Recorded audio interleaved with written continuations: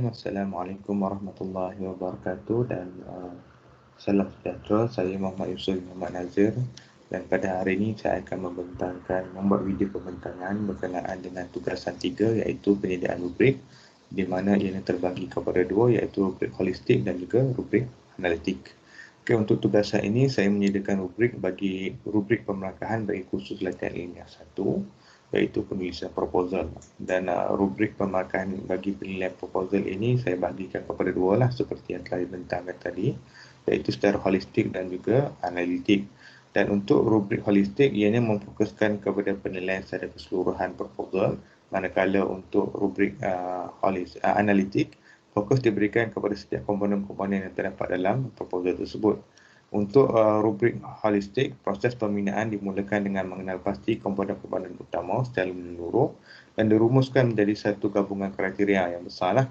Dan manakala untuk rubrik analitik pula, setiap komponen diperincikan dengan lebih detail di mana agihan pemakaian berbeza adalah diberikan mengikut kepentingan komponen-komponen tersebut.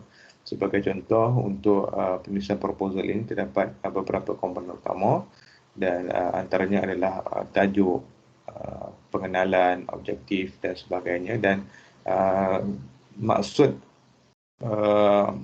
markah agihan pemarkahan berbeza diberikan mengikut kepentingan adalah bahagian-bahagian yang mempunyai penekanan dan juga mempunyai aspek penilaian lebih besar akan diberikan markah yang lebih lah.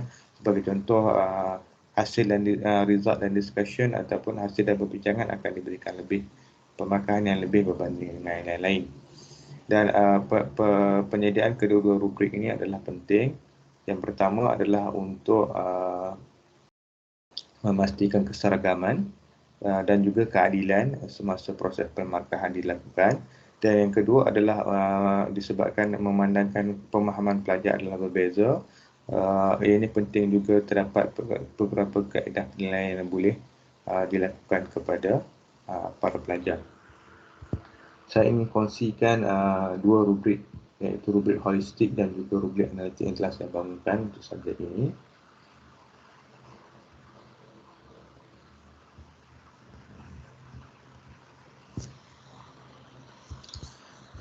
Okey, seperti yang boleh dilihat, yang pertama adalah rubrik holistik yang telah dibangunkan, yang saya bangunkan untuk subjek ini. Yang pertama, ianya mempunyai 5 skor yang berbeza, 1 sehingga 5, di mana 1 merupakan pemarkah yang paling terendah, di mana ianya mempunyai komponen yang paling lemah lah, berbanding dengan 5 iaitu adalah yang paling skor yang tertinggi dan menunjukkan kecemerlangan dalam setiap aspek, dalam keseluruhan aspek penyediaan proposal. Dan kriteria ataupun perincian bagi setiap rubrik adalah seperti berikut. Yang pertama, untuk sesuatu pelajar mendapat excellent iaitu 5 markah, iaitu markah penuh iaitu 5, adalah projek mestilah mempunyai objektif, hypothesis, prosedur analisis, research plan dan suitable research duration. Dan dia ini juga perlulah project is thoroughly objective, achievable and research direction are in line with the procedure. Dan untuk mendapat 4 pula adalah komponennya hampir sama seperti excellent sebentar tadi, but kebiasaan pelajar mungkin ada sedikit kesilapan dalam penilaian atau penulisan projek proposal tersebut. Dan untuk pemarkahan 3, 2 dan 1 adalah seperti berikut perinciannya. Okey.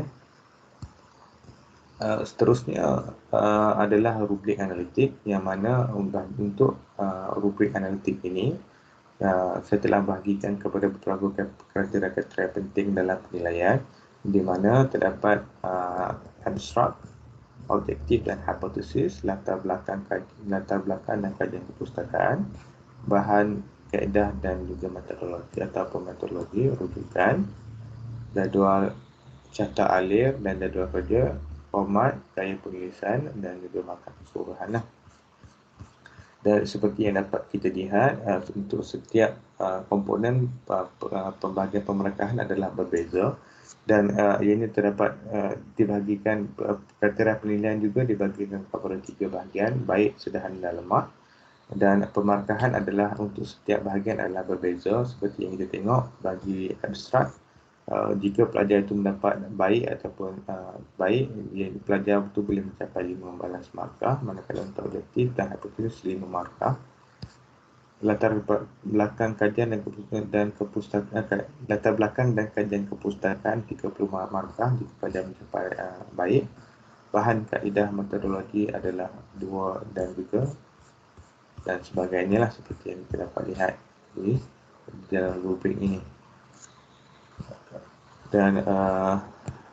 Dan itu saja daripada saya. Terima kasih.